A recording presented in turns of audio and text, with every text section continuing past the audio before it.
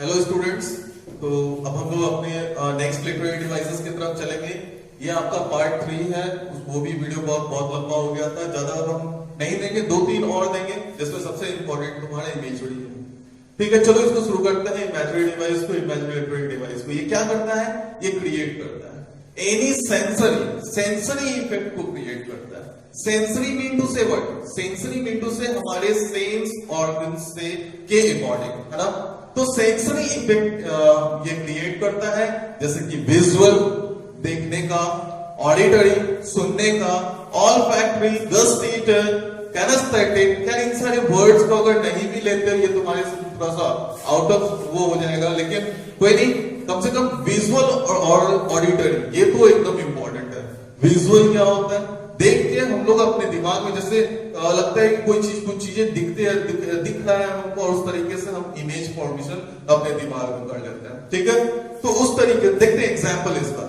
जरा इस स्टैंजा को देखिए और क्या कीजिए, आप पाएंगे उस समय कि ये पूरा का पूरा स्टैंजा आपके दिमाग में एक इलस्ट्रेशन, एक पिक्चर बना रहा है। ठीक है, सोचने पर मजबूर हो जाओ कि इस तरीके से कुछ घटित हुआ है, इस तरीके से कुछ चल रहा है, कुछ हो रहा है। जैसे बोलता है, पोएट बोलते हैं, but one night A Nightingale in the moonlight, एक रात नाइटिंगेल मूनलाइट में, एक रात, या फिर इस तरह से बोलो, एक रात मूनलाइट में, जो कि गोल्ड और पेल था। पेल कहने का मतलब हल्का, मतलब उतना ज्यादा लाइट रात में नहीं था, ठंड भी थी।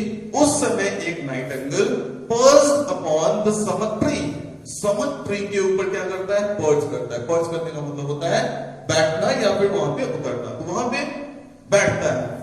उसके बाद वो क्या कर रहा है? कास्टिंग फॉर द मेलोडी, वो गाना शुरू कर देती है, कास्ट करना शुरू कर देती है, मेलोडी, वो म्यूजिक निकालना, मतलब कि जब वो बोलती है तो उसको म्यूजिक बोला जा रहा है। तो इस तरीके से तुम इस स्टैंजा को देख रहे हो तो तुम्हारे मन में एक इमेजिनेशन आ रहा है कि एक नाइटिंगेल है, वो पर्च कर रही है, मूनलाइट है मतलब रात का समय है, एक पेड़ होगा, समक ट्री, ये सारे तुम्हारे दिमाग में बिल्कुल ही एक इलस्ट्रेशन, मतलब पोर्ट्रेट की जैसा तुम्हारे दिमाग में आ रहा होगा। तो बच्चों, इमेजिनरी डिवाइस जो होता है ना, वो इसी तरीके से यूज किया जाता है। तुमको हम एक और एग्जांपल देंगे जो तुम्हारे सिलेबस, जो कि टू रोड टैबर्स, येलो वुड, ये जो रोड नॉट टेकन का जो स्टैंजा है, तुम उसको देखना। वो भी क्या करता है? वो भी पूरी तरीके से हमारे मस्तिष्क में एक इमेजिनेशन क्रिएट कर देता है। तो फिर उस डिवाइस को हम लोग क्या बोलते हैं? Imagery device. ठीक है, तो हम इसके बाद ये एग्जांपल हो गया, एक एग्जांपल और देते हैं और उस पे हम लोग कंसीडर करेंगे मेटाफोर को, जो कि हम सेकंड पार्ट में बोले थे कि बच्चों की, जिन बच्चों को मेटाफोर अच्छे से क्लियर नहीं हो पाया है, वो इमेजरी वाले में क्लियर हो जाएगा मेटाफोर भी। तो चलो हम लोग अपने इमेजरी के ही नेक्स्ट एग्जांपल की तरफ चलते हैं। ठीक है बच्चों, हम लोग दूसरे एग्जांपल के साथ यहाँ पे हैं। ये तुम्हारा 9th स्टैंडर्ड का एक पोयम है, road not taken by Robert Frost. Robert Frost के द्वारा ये पोयम बनाया गया था, लिखा गया था। जरा इसमें देखो ये क्या कहने का कोशिश, हम लोग इमेजरी इसमें देखेंगे। Two roads divorced in a yellow would. Yellow would कहने का मतलब, वुड कहने का मतलब है जंगल। ये येलोइश है बिकॉज उसके पत्ते, उस समय गर्मी का उस तरह का सीजन था, इसके कारण तुम देखे वो पत्ते येलो हो जाते हैं। तो पूरे जंगल में वो येलोइश पत्ते जो है कि गिरे हुए थे, इसलिए वो बोला जा रहा है येलो वुड। सेकेंड लाइन में है, and sorry I could not travel both. एक ट्रैवलर है, वो जंगल पे खड़ा है, और जिस जगह पे वो खड़ा है वहां से दो रास्ते क्या कर रहे हैं? डाइवर्स कर रहे हैं। डाइवर्स करने का मतलब बंटना, एक रास्ता लेफ्ट जा रहा है, एक रास्ता राइट जा रहा है, उसी जगह पे जहां पे ट्रैवलर खड़े हैं। तब ट्रैवलर बोलते हैं, ट्रैवलर जो कि रॉबर्ट फॉस्ट खुद वहां अपने आप को रखे हुए हैं, उन्होंने कहा, क्या कहा?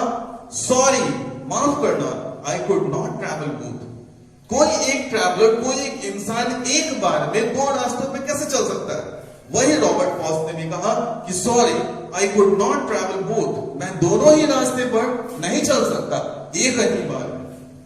And be one traveller long I stood.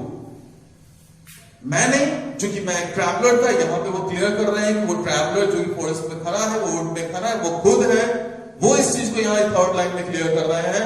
और फिर बोल रहे हैं लॉन्ग आई स्टूड, क्या किया, वहां पे लंबे समय तक खड़ा रहा। किस लिए खड़ा रहा? And looked down one as far as I could, और मैंने एक रास्ते को देखता रहा फार, बहुत दूर तक, इतना दूर तक जितना दूर मैं देख सकता था, as far as I could। तो यहां as तो सिंपली का इस्तेमाल, खैर वहां नहीं चलेंगे, हम इस स्टैंजा को एक्सप्लेन कर रहे थे। जब तुम इस स्टैंजा को पढ़े तो तुमको लगा, तुम्हारे दिमाग में एक इमेजिनेशन आया, वो पूरा का पूरा पोर्ट्रेट आया, एक जंगल आया, उसमें एक ट्रैवलर खड़ा हुआ दिखा तुमको, जो वो दो रास्तों को देख रहा था और वो डिटरमाइन नहीं कर पा रहा था कि किस रास्ते पे चलना है। तो ये सारी चीजें तुम्हारे दिमाग में क्या हो गई, एक तरह से पोर्ट्रेट हो गई, इमेजिनेशन तुम क्रिएट करना शुरू कर दिए। तो वही हम बोल रहे हैं कि कोई भी स्टैंजा पढ़ने के बाद जब तुम्हारे दिमाग में कोई इमेजिनेशन आता है तो वैसे वो हम लोग इमेजिनरी डिवाइस के रूप में डिनोट करते हैं। अब हम चलते हैं मेटाफोर की तरफ। मेटाफोर जो बच्चों ने रिक्वेस्ट किया था कि सर मेटाफोर को फिर से आप जरा यहाँ पे एक बार फिर से क्लियर कर दीजिएगा। जरा मेटाफोर को देखो क्या कर रहा था। मेटाफोर कंपैरिजन होता है। कैसा कंपैरिजन? Indirect comparison. मेटाफोर एक इनडायरेक्ट कंपैरिजन होता है। हम तुमको यहां दिखाते हैं, इस स्टैंजा में दिखाते हैं, ये पूरा का पूरा रॉबर्ट फ्रॉस्ट के द्वारा, सर रॉबर्ट फ्रॉस्ट के द्वारा बनाया हुआ ये जो पोएम है बच्चों, ये पूरा का पूरा मेटाफोर है। किस तरीके से हम दिखाते हैं, हमारे लाइफ में भी ऐसे सिचुएशंस आते हैं, ऐसे इंसिडेंट्स आते हैं जब हम लोग डायलेमेटिक हो जाते हैं, मतलब डायलेमा में फंस जाते हैं, कौन सा डिसीजन में कौन सा रास्ता एक्सेप्ट करें। फॉर एग्जाम्पल तुम लोग बोर्ड करोगे, बोर्ड निकलने के बाद बहुत सारे लोगों के दिमाग में आएगा आर्ट्स ले, साइंस ले, बहुत सारे स्कोप्स वहां पे तुमको दिखेंगे, लेकिन क्या है, तुम सारे को तो नहीं कर सकते हो, सारे रास्ते पे तो नहीं चल सकते, सारे सब्जेक्ट्स तो नहीं ले सकते हो। ऐसे सिचुएशन में क्या किया गया, ऐसे सिचुएशन में तुमने एक डिसीजन लिया, एक रास्ता पकड़ा, एक डिटरमाइन होकर एक डिसीजन लिया कि नहीं हमको साइंस लेना है, हमको साइंस से पढ़ना है, हमको साइंस से आगे बढ़ना है, इंजीनियर बनना है, मेडिकल मेडिसिन ये सारा कुछ करना है। तो ये डिसीजन, ये पूरा का पूरा जो स्टैंजा है बच्चों, या बोलो कि पूरा का पूरा जो तुम पोएम अगले पार्ट में तुम जब हम पोएम में एंट्री करेंगे तो तुम देखोगे कि किस तरीके से रॉबर्ट फ्रॉस्ट ने इस पोएम के थ्रू वो जंगल, वो ट्रैवलर और वो दो रास्तों के थ्रू किस तरीके से ह्यूमन बीइंग के लाइफ को कंपेयर कर दिया। डायरेक्टली कंपैरिजन नहीं है, ये इनडायरेक्टली कंपैरिजन है। इस पोएम को, इस इमेजिनेशन को कंपेयर किया गया किससे? ह्यूमन बीइंग के अपने डिसीजन लेने के थेसिस से। तो इस तरीके से तुम यहाँ पे कंपैरिजन देख रहे हो कि हमारे लाइफ में भी इस तरीके से होता है, और यहाँ पे भी ट्रैवलर क्या किया है, फंस गया है दो रास्तों के लेकर कि हमको किस पे चलना है। क्योंकि एक बार हम जाएंगे, एक बार हम आगे चल दिए तो फिर पीछे मुड़ने का रास्ता नहीं होता है। क्यों? क्योंकि वो रास्ता दूसरे रास्तों की ओर खुलता चला जाता है। एक रास्ते से दूसरे रास्ता, दूसरे रास्ते से फिर तीसरे रास्ते, तीसरे गली में हम लोग घुसते रहते हैं। तो ये ट्रैवलर अपने आगे के नेक्स्ट स्टैंडर्ड्स में, आगे नेक्स्ट हम लाइंस में वो बताएंगे। तो बच्चों आई होप कि तुम लोगों को मेटाफोर भी इस एग्जांपल से अपना क्लियर हो गया होगा। अब हम लोग नेक्स्ट लिटरेरी डिवाइस की तरफ मूव करेंगे। ठीक है बच्चों, हम लोगों का फिर अब जो नेक्स्ट लिटरेरी डिवाइस है वो है इन्वर्जन। ठीक है, इन्वर्जन को ही बच्चों एनास्ट्रॉपी कहा जाता है। इन्वर्जन लिटरेरी डिवाइस को ही एनास्ट्रॉपी कहा जाता है। इसमें क्या होता है, इसको जरा देखिए। इसमें जो सेंटेंस का जो ऑर्डर होता है उसको चेंज कर दिया जाता है, मतलब उसका ऑर्डर डिसऑर्डर, मतलब उसको उल्टा कर दिया जाता है, रिवर्स कर दिया जाता है। क्या बोल रहा है? A normal order of words is reversed, उसको किसी भी तरीके से आगे पीछे कर दिया जाता है in order to achieve a particular effect. अब पर्टिकुलर इफेक्ट किस तरीके से आएगा? थोड़ा सा राइमिंग वर्ड्स मैच कर जाए, या देखने में कुछ अटपटा सा लगे, थोड़ा सा अट्रैक्टिव लगे। इस ऑर्डर में इनके पास वो लाइसेंस होता है इन्वर्जन के जरिए।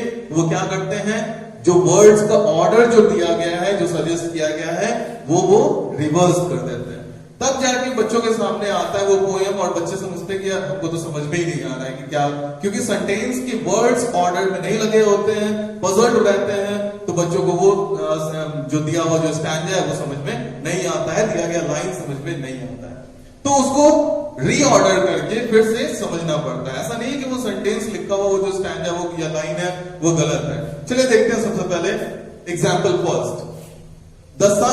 The sun came up from the left, out of the sea came he, out of the sea came he. अब जरा देखो, सी ही थोड़ा सा राइमिंग लग रहा है ना, इसलिए पोएट्स क्या करते हैं, अपने इस लाइसेंस का यूटिलाइजेशन करते हैं। अगर ये रियलिटी में अगर इसको सीक्वेंस में लगाते लोग तो क्या होता, वो लिखते हैं ही केम आउट ऑफ द सी। अगर हम ये नॉर्मल सीक्वेंस देते हैं, नॉर्मल जो ऑर्डर है वर्ड्स का सेंटेंस के अकॉर्डिंग उसको डालते हैं, तो कोई अट्रैक्शन इसमें नहीं आ रहा है। फिर से देखिए, अगर हम बोलते हैं he came out of the sea, देखो इस सेंटेंस में तुम देख रहे हो कि कोई भी अट्रैक्शन क्रिएट नहीं हो रहा, अट्रैक्टिव लग ही नहीं रहा, जबकि इसको, इस लाइन को पढ़ने के बाद हमको अट्रैक्शन क्रिएट हो रहा है। क्या बोल रहा है, out of the sea came ही, है ना। तो ये जो लाइसेंस है ये बच्चों होता है, ये लिटरेरी डिवाइस है, इसको हम लोग इन्वर्जन के नाम से जानते हैं। इन्वर्जन को ही एनेस्ट्रॉपी कहा जाता है। तो आप दोनों में से कोई भी नाम लिख देंगे तो वो सही होगा। चलिए नेक्स्ट एग्जांपल को देखते हैं। On a hot day and I in pyjamas, on a hot day and I in pyjamas for the heat to drink there. जब तुम नॉर्मली इसको पढ़ोगे तो बड़ा बहुत ही कंफ्यूजन होगा। जिस तरीके से हम कोई सेंटेंस पढ़ के अंडरस्टूड हो लेते हैं, उस तरीके से सेंटेंस अंडरस्टूड नहीं होगा। क्यों? क्योंकि ये लिटरेरी डिवाइस चल रहा है इन्वर्जन, वर्ड्स के ऑर्डर को वो चेंज कर दिया गया है। अगर इसको सही से एक ऑर्डर, एक सीक्वेंस में लिखा जाता तो क्या होता, I had gone to drink there in my pyjamas. क्यों? क्योंकि बिकॉज ऑफ हीट, क्योंकि वहां पे हीट बहुत ज्यादा गर्मी था, इसलिए मैं पैजामा में वहां पे पानी पीने गया। ये सीक्वेंस रहता तो ये बच्चे पोएम का जो रिदम है वो क्रिएट नहीं कर पाता। इसलिए उन्होंने इस तरीके से लिखा, on a hot day and I in pyjamas, and I in pyjamas for the heat. हमको पता है सब्जेक्ट के बाद फिर वर्ब आना है, तो वो पोएम में होता ही नहीं, ठीक है। तो उस समय क्या बोलते हैं हम लोग, कौन सा लिटरेरी डिवाइस चल रहा है, इन्वर्जन चल रहा है। इस इन्वर्जन में एक बार फिर से ये क्या करता है, वर्ड्स के ऑर्डर को रिवर्स कर देता है। तो उस समय हम लोगों को सीक्वेंस में लाना पड़ता है कि पोएट्स क्या बोल रहे हैं, राइटर्स क्या बोल रहे हैं, क्या समझाने की कोशिश कर रहे हैं। वो सीक्वेंस में हम लोग वर्ड्स को लाके उसके बाद फिर समझते हैं। ठीक है बच्चों, आगे बढ़ते हैं हम लोग, आगे देखते हैं क्या है। ठीक है बच्चों, तो हम लोगों ने अभी तक पोएटिक डिवाइसेस यानी कि लिटरेरी डिवाइसेस को पढ़ा, देखा। लगभग जितने भी 12-13 या जितने भी लिटरेरी डिवाइसेस थे उन सबको हम लोगों ने पढ़ा। अब जो आपके सामने है वो एक नया चीज है, इस चीज को जरा देखेंगे। यह है लिरिक या फिर राइम स्कीम। ठीक है, आपने बचपन में क्या पढ़ा, जो 8th स्टैंडर्ड के लड़के हैं उन लोगों ने पढ़ा होगा इससे पहले राइमिंग वर्ड्स के बारे में। पोएम में क्या होता है, राइमिंग वर्ड्स जानबूझकर डाला जाता है ताकि पढ़ने में थोड़ा सा म्यूजिक के जैसा एक म्यूजिकल अट्रैक्शन उसमें आए। दैट्स व्हाई वहां पे क्या किया, जैसे ब्राइट, साइड, सी, तो ये क्या किया जा रहा है, एक इफेक्ट डाला जा रहा है। तो ये क्या कहलाते हैं, राइमिंग वर्ड्स कहलाते हैं। याद रखिएगा, ये राइमिंग वर्ड्स हो गए। लेकिन हम लोग राइमिंग वर्ड्स नहीं, हम लोग यहां पे पढ़ रहे हैं राइमिंग स्कीम। इसको बोलते हैं लिरिक स्कीम या फिर राइमिंग स्कीम। तो ये आखिर होता क्या है, सबसे पहली बात तो ये क्या है, it is pattern of rhyme. ये एक राइम का पैटर्न है that comes at the end of each verse और लाइन इन पोएट्री। मतलब पोएट्री के हर एक लाइन में या फिर वर्स में, लाइन में या फिर वर्स में क्या करता है, एंड में आता है और एक इफेक्ट तैयार करता है। ठीक है, ये जो राइमिंग वर्ड्स आ रहे हैं ना, इसी में ये छिपा हुआ रहता है और एक इफेक्ट तैयार करता है। तो राइमिंग वर्ड्स वो तभी राइमिंग वर्ड्स कहलाते हैं जब राइमिंग स्कीम उसके अंदर होता है। आइए देखते हैं किस तरीके से ये चलता है। सबसे पहले अगर हम बात करें फर्स्ट एग्जांपल का, the sun is shining bright, this is a lovely sight. यहां पे तुम देख रहे हो ब्राइट और sight rhyming words. Rhyming scheme क्या बनेगा, जब भी राइमिंग स्कीम या लिरिक तैयार करना हो तो आपने क्या करना है, इस राइमिंग वर्ड के लास्ट साउंड को पकड़िए। लास्ट साउंड ब्राइट में क्या हो रहा है, ट आ रहा है। नहीं, अगर आप बोलो थोड़ा सा कंसिडर करके रखना, ब्राइट में लास्ट साउंड क्या आ रहा है, ट। साइड में लास्ट साउंड क्या आ रहा है, ट। हम क्या बोल रहे हैं कि आप इसको क्या कीजिए, लास्ट साउंड को कंसीडर कीजिए, लास्ट साउंड, राइमिंग वर्ड्स के लास्ट साउंड को कंसीडर कीजिए, ठीक है। बोलो इस तरह। उसके बाद हम आपको आगे रेस्ट बताते हैं, बट हमको करना क्या, समझना क्या है कि जो भी लास्ट वर्ड आ रहा है, बताना ना, लाइन के लास्ट में जो भी वर्ड आ रहा है उसके आप साउंड को पकड़िए। तो यहां पे क्या आ रहा है, ट, ब्राइट में ट, साइड में भी ट। तो ये चला, राइमिंग स्कीम चल रहा है। लेकिन आंसर हम कैसे देंगे, अगर हम ब्राइट या साइड लिख दे तो क्या होगा, ये तो राइमिंग वर्ड्स बन जाएंगे ना। राइमिंग स्कीम हमको जानना है ना कि राइमिंग स्कीम क्या चल रहा है। तो आइए देखते हैं नेक्स्ट जो एग्जांपल देंगे तब आप क्लियर होगा स्कीम कैसे लिखना है। अभी केवल इसको समझिए। I think I can never see something as free as sea. यहां देखो राइमिंग वर्ड्स ये भी तैयार हो रहा है, फ्री, सी ये भी तैयार हो रहा है। राइमिंग स्कीम जानने के लिए हम लोग क्या करते हैं, ये तीनों राइमिंग वर्ड्स हैं, लेकिन राइमिंग स्कीम क्रिएट कैसे होगा, लास्ट के वर्ड्स में, है ना। चाहे वो लाइन के लास्ट वर्ड्स हो या वर्ड्स के, वर्ड्स मतलब एक जो श्लोक होता है, जो अंतरा होता है उसके लास्ट में, ठीक है। तो यहां देखो सी मतलब कि लास्ट में ई साउंड आ रहा है, यहां पे भी सी, यहां पे भी क्या आ रहा है, लास्ट साउंड ई का आ रहा है, ठीक। हम इसको राइमिंग स्कीम का जो डिटर्मिनेशन है, जो हम लोग निकालते हैं, वो निकालते हैं अल्फाबेट्स के ऊपर में। जैसे कि जो म्यूजिक, जो भी अगर तुम लोग हारमोनियम वगैरह बजाते हो तो तुम लोग देखते हो कि किस तरीके से ऐसे ऐसे करके लाइनिंग बना होता है, यहाँ पे कुछ ऐसा डाला हुआ होता है, यहाँ डाला होता है, फिर यहाँ कुछ ऐसे लिखा हुआ होता है। हमको ये सब तो समझ में नहीं आता, बट होता क्या है, हम लोग इसको इस्तेमाल नहीं करते। हम लोग क्या यूज करेंगे, हम लोग यूज करेंगे बच्चों अल्फाबेट्स को, ठीक है। हर एक पार्टिकुलर साउंड के लिए हर एक पर्टिकुलर अल्फाबेट को हम लोग डिटरमाइन करेंगे। जैसे करेंगे क्या, मान लो कि ब्राइट चल रहा है, ठीक है, तो एक साउंड, ये पहला साउंड हमको ट मिला। अब जहां इस ट को हम लोगों ने क्या किया, ए से डिटरमाइन कर दिया, ठीक, ये हो गया ए। अब क्या करें, जहां जहां उस स्टैंजा में ट साउंड लास्ट में आएगा वहां पे हम ए को पुट करेंगे। तो यहां पे आया था, चूंकि ये जो वर्स था, ये क्या था, ये लाइन था, ये पोएम का जो स्टैंजा था, स्टैंजा का जो लाइनिंग था, उसमें ट वर्ड केवल रिपीट किया है, 2 ही लाइन का है। यहां पे भी ए हो गया, इसके लास्ट में भी ट था, तो हम क्या बोले, ट के लिए सबसे पहला साउंड है, तो उसके लिए आप ए डिटरमाइन कीजिए। यहां पे भी, और जहां जहां आपको ट मिलेगा वहां वहां आप क्या कीजिए, ए को लिखते चले जाइए। अगर दूसरा साउंड मिल जाएगा तो उसके लिए हम क्या करेंगे, डी डिटरमाइन करेंगे। फिर तीसरा साउंड मिल जाएगा, उसके लिए हम लोग क्या करेंगे, सी लिखेंगे, ठीक है। तो यहां तो 2 ही लाइन का था, एक स्टैंजा, इसलिए यहां दोनों, तो इसका पूछेंगे कि राइमिंग स्कीम क्या हुआ, तो इसका राइमिंग स्कीम ए बना। अब देखो इसका राइमिंग स्कीम, यहां देखो, ये अगर पहला लाइन हम मानते हैं तो हम क्या बोले, हमेशा पहला साउंड को ए मानो। यहां पहला साउंड क्या आ रहा है, ई, तो साउंड के अकॉर्डिंग इसको क्या किए। ये दूसरा एग्जांपल बच्चों, इसमें इसको मर्ज नहीं कीजिएगा। तो इसमें क्या हुआ, ए डालें, ए साउंड को लास्ट साउंड को ए हम डिनोट किए। अब क्या किए, अब ई का साउंड जहां जहां आएगा वहां वहां क्या करेंगे, ए को लिखते चले जाएंगे। तो अब देखो इसमें क्या हुआ, यहां पे भी ई का साउंड आ रहा है, क्या किया हमने, यहां भी ए डाल दिया। अगर यहां पे कोई और साउंड रहता तो हम वहां क्या करते हैं, बी लगा देते हैं। और उसके बाद तीसरा चौथा लाइन जो स्टैंजा में होता, उसके साउंड को अकॉर्डिंग हम लोग उसमें अल्फाबेट्स को पुट करते हैं। तो अगर हम बोले कि सेकंड एग्जांपल में तुम्हारा राइमिंग स्कीम क्या चल रहा है, तो यहां भी ए चल रहा है, ठीक है। हो सकता था कि ए बी चलता, और भी लाइंस नीचे बढ़ सकते थे। तो अभी हम जो इसके बाद का जो एग्जांपल देंगे उसमें हम लोग देखेंगे कि किस तरीके से और भी अल्फाबेट्स टुगेदर होते हैं और राइमिंग स्कीम तैयार करते हैं। तो चलते हैं हम लोग नया दूसरे एग्जांपल्स की तरफ, तब और अच्छे तरीके से समझ में आएगा, ठीक है बच्चों। तो ये एक आप लोगों का एक दूसरा एग्जांपल हम लेकर आए हैं आपके सामने। ये नर्सरी राइम्स आपने बचपन में पढ़ा था, एक बार फिर से, लेकिन आज जो हम लोग पढ़ेंगे एक अलग तरीके से एक स्कीम तैयार करने के लिए, एक लिरिक तैयार करने के लिए हम लोग यहाँ पे सीखेंगे।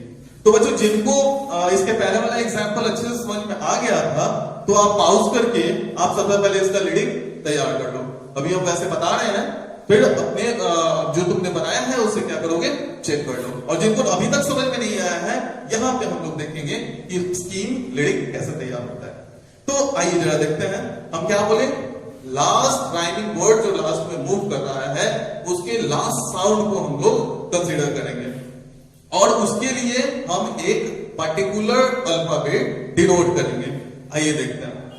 Twinkle twinkle little star, how I wonder what you are. अगर तुम क्या हो गया, ये तो राइमिंग वर्ड हो गया स्टार आर, इसके लास्ट साउंड को पकड़ो, क्या आया आर, आर इसका लास्ट साउंड आया। हम क्या बोले कि पहला साउंड जो होगा उसको पहले अल्फाबेट से आप क्या करो, डिनोट करो। तो यहां पहला अल्फाबेट तुम्हारा क्या है, ए, ठीक है। अब ठीक है बच्चों, तो हम लोग कहां थे, हम लोग थे पर्टिकुलर अल्फाबेट राइमिंग वर्ड के लास्ट साउंड के लिए हम लोगों ने डाल दिया था। चलो फिर से एक बार, तो हम क्या बोले, स्टार, स्टार और आर दोनों क्या हो रहा है, राइमिंग वर्ड्स तैयार हो रहे हैं। राइमिंग वर्ड्स जब तैयार हो रहे हैं, हम क्या बोले, राइमिंग वर्ड के लास्ट साउंड को कंसीडर कर दें और पहला साउंड जो होगा, पहला राइमिंग वर्ड का जो साउंड होगा उसका पर्टिकुलर सबसे पहला अल्फाबेट आप डाल दो। तो मैंने क्या डाला, स्टार, जिसका साउंड आर आ रहा था, मैंने उसको ए डिनोट कर दिया। अब जहां जहां पे आर आएगा हम उसको क्या करेंगे, ए डिनोट करेंगे। यहां देखो तुरंत बाद में यहां पे ए आया, ठीक है। मेरे पास ये दोनों लाइन क्लियर है, दोनों का राइमिंग स्कीम अभी तैयार है। लेकिन स्टैंजा में और भी रेस्ट लाइंस है इसमें। देखो इसमें क्या है, सेकंड लाइन, नेक्स्ट लाइन देखो, up above the world so high like a diamond in the sky. तो up above the world so high, high I sound आया सॉरी, तो आई सकता, फिर ये तो साउंड तो चेंज हो गया तुम्हारा। हम क्या बोले, जब साउंड चेंज हो जाए तो उस समय आपने क्या करना है, दूसरे अल्फाबेट को वहां पे डिनोट करना है। तो दूसरा अल्फाबेट क्या है, डी। चलो हमने यहाँ क्या किया, इसको डिनोट कर दिया कि ये नेक्स्ट साउंड चेंज हो रहा है, तो मैंने क्या किया, डी से डिनोट कर दिया। अब जहां जहां पे आई लास्ट में साउंड आएगा वहां पे हम क्या करेंगे, डी को डिनोट करते चले जाएंगे। तो हाई, तो बी हुआ आई से, यहां पे भी आई आ रहा है, यहां भी क्या हो गया, डी साउंड हो गया, ठीक है। अगर लाइन और ज्यादा बड़े हुए होते और बढ़ते स्टैंजा और बड़ा होता तो हो सकता था कि वो स्कीम और चेंज होता रहता, है ना। और भी हो सकता है सी आता, ये ऐसा ही नहीं ए ए बी बी ऐसा आ गया कभी कभी ऐसा भी हो सकता है ए बी ऐसे भी स्कीम तैयार हो सकता है। तो अगला एग्जांपल हम आपको दे रहे हैं, आप उसको खुद से बनाओ। अगर इसका बात करें, इसका राइमिंग स्कीम क्या चल रहा है, आप क्या लिखोगे, ए बी। आप इसका राइम स्कीम डालोगे कि ये जो नर्सरी राइम्स थे, राइम था, उसमें जो राइमिंग स्कीम चल रहा है वो चल रहा है ए बी। बच्चों फिर से हम ये बता दें कि बहुत इंपॉर्टेंट है और एक नंबर ये निश्चित है। अगर आप इस लिरिक को बनाने सीख लिए तो एक नंबर जो स्टैंडर्ड से जो क्वेश्चन पूछे जाते हैं वो एक नंबर तो आपका ये निश्चित फिक्स हो जाएगा आपके हाथ में। तो अभी जो हम आपके पास एग्जांपल दे रहे हैं उसको आप फिर से बनाकर देखना और फिर जब हम बनाएंगे उससे आप मैच करना कि आपने अभी फिर से सीख पाया या नहीं। तो चलिए हम लोग नेक्स्ट एग्जांपल की तरफ चलते हैं, फिर देखते हैं। ठीक है बच्चों, हम लोग फिर नेक्स्ट एग्जांपल की तरफ आ रहे हैं। जैसा कि आप देख सकते हो इसमें लाइनिंग्स मैंने ज्यादा डाला है ताकि आप और ज्यादा अल्फाबेट को इसमें इंसर्ट करके खुद से प्रैक्टिस कर सको, ठीक है। तो सबसे पहले जिनको समझ में आ गया है लिरिक्स निकालना, राइमिंग स्कीम तैयार करना, वो सबसे पहले इस वीडियो को पॉज करके अपना क्लियरिफिकेशन अपने से करके देखो। उसके बाद फिर हम अभी बनाएंगे, फिर अपने से आंसर को मैच कर लेना। तो चलिए सबसे पहले चलते हैं। I am not going to let you understand the meaning of this stanza. हम आपको इस स्टैंजा के मीनिंग नहीं बता रहे, I am giving the lyric. हम आपको समझा रहे हैं कि लिरिक कैसे तैयार हो रहा है, ठीक। तो चलते हैं, हम लोग तैयार कर रहे हैं। सबसे पहले the people along the sand all turn and look one way. पहले अभी से पहले जितने एग्जांपल आपने देखा उसमें क्या हुआ कि लगातार वो अल्फाबेट, वो स्कीम, वो जो साउंड था सिमिलरली चल रहा था। लेकिन यहां पे सैंड आ गया, यहां पे बे आ गया। तो इसका आ रहा है जो एंड का जो साउंड आ रहा है लास्ट में, फर्स्ट राइमिंग वर्ड का जो फर्स्ट साउंड, जो लास्ट का जो साउंड आ रहा है वो एंड आ रहा है। और जो सेकंड राइमिंग वर्ड है वो राइमिंग वर्ड है ही नहीं, क्योंकि यहाँ सैंड था तो एंड साउंड से ही हमको क्या होना था, होता। तो हम इसको बोलते हैं कि राइमिंग वर्ड इसका चल रहा है, लेकिन ऐसा तो है नहीं। बट कोई नहीं, हम लोग आगे बढ़ेंगे तो देखेंगे यहाँ लैंड, यहाँ भी तो एंड आ रहा है। इसी बात के बारे में हम चर्चा इसके पहले वाले एग्जाम्पल में कर रहे हैं। तो चलो हम लोग अल्फाबेट को डिनोट करना चलते हैं। सबसे पहला साउंड क्या है? सैंड, मतलब कि लास्ट साउंड जो जा रहा है वो जा रहा है एंड की तरफ। तो एंड, तो इसको हम लोग पर्टिकुलर ए से हम लोगों ने डिनोट किया। अब जहां जहां एंड का साउंड आएगा वहां वहां हम क्या करेंगे? ए को डिनोट करेंगे। जरा देखो, सैंड, यहां आ रहा है बे, मतलब कि ए नहीं हो रहा है। यहां देखो आ रहा है लैंड, यहां सैंड लैंड, तो ये एंड आ रहा है, एंड क्रिएट हो रहा है। तो चलो यहां पे भी हम ए को डाल दिए। आगे देखते हैं और आ रहा है कि नहीं। यहां आ रहा है दे, मतलब ए, एंड तो आ नहीं रहा है। पास, आस का आ रहा है। हल, ग्लास, गल, मतलब कि एंड साउंड अब इसमें नहीं है, बस दो ही राइमिंग वर्ड्स थे। इसको ए से हम लोगों ने डिनोट कर दिया, इसके साउंड को ए से हम लोगों ने क्या किया? डिनोट कर दिया। अब सेकंड लाइन पे चलते हैं। दूसरा जो है, जो साउंड आ रहा है वो आ रहा है वे। वे मतलब कि लास्ट साउंड क्या आ रहा है? ए का साउंड आ रहा है। चलो इसको एक दूसरे अल्फाबेट से हमने क्या किया? डिनोट कर दिया। अब जहां जहां ए का साउंड लास्ट में आएगा वहां वहां हम क्या करेंगे? बी को डिनोट करते चले जाएंगे। कहां पे आ रहा है? पूरे एग्जाम्पल में देखो, पूरे लाइन में देखो, केवल यहां पे आ रहा है। हाँ, और कहीं तो आ नहीं रहा है, ग्लास, गल नहीं आ रहा है। फिर अगेन, तो ये चार मेरा कॉलम तो फुल हो गया। आगे बढ़ते हैं। पास, लास्ट साउंड क्या आ रहा है? आस, तो इसको हम लोगों ने एक अलग अल्फाबेट से क्या किया? डिनोट किया। अगेन चेक करते हैं आस और कहां कहां आ रहा है। ये तो हल है, यहां ग्लास मतलब आस। तो चलो पास आस के लिए क्या कर रहे थे हम लोगों ने? सी डिनोट कर रहे थे, तो यहां पे भी हमने सी दे दिया। अब क्या बचा? हल, गल। नेक्स्ट साउंड मेरे पास आ रहा है, नेक्स्ट साउंड के लिए हमने क्या दिया? डी, और यहां भी क्या दिया? डी, क्योंकि ये दोनों राइमिंग वर्ड है, दोनों का साउंड भी सेम है। तो यहां से आपका क्या हुआ? तैयार हो गया आपका लिरिक, आपका राइमिंग स्कीम। लेकिन बच्चों, जब तुम्हारे पास ये क्वेश्चन आता है कि स्टैंजा, जो फॉलोइंग स्टैंजा जो आप हैव गिवन, जो आपको दिया गया है, उसके राइमिंग स्कीम को बताइए, तो आप इस तरह से डिनोट नहीं ना कर दोगे, आप केवल एज्यूम करोगे और आंसर में डाल दोगे A B A B C D C D, A B A B C D C D, आपका एक नंबर कंफर्म है। तो बच्चों, आई होप कि तुमको ये सब कुछ समझ में आ गया होगा, राइमिंग स्कीम भी क्लियर हो गया होगा। लिटरेरी डिवाइसेस, पोएटिक डिवाइसेस, मैंने जो इसके पहले सारे पार्ट्स में 1 2 3 जितने पार्ट्स मैंने क्लियर किया है, सारे में आप लोग अच्छे से समझ गए होंगे। अब हम लोग, अभी भी कुछ डाउट हो रहा है, तो हम लोग जब पोयम शुरू करेंगे, सिलेबस के अकॉर्डिंग हम लोग पोयम शुरू करेंगे, उसमें हर एक लाइन में कौन सा डिवाइस चल रहा है, कौन सा हर एक स्टैंजा में कौन सा लिरिक चल रहा है, वो पर्टिकुलर तरीके से देखते चले जाएंगे, तो फिर हम लोगों को और अच्छे तरीके से समझ में आएगा। अभी के लिए बस इतना ही क्लास, फिर हम लोग मिलेंगे।